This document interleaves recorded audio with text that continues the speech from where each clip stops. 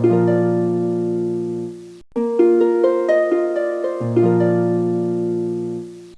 यहाँ बैठा के खुद पता नहीं कहाँ चले गए हैं।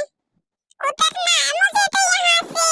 गाड़ी से उतरते ही मैंने पिया दूध और फिर सो गया बहुत ही गहरी नींद में, क्योंकि मैं थक गया था और उठ के मैं डैडी के पीछे छुप गया था, लेकिन फिर भी ढूंढ लिया।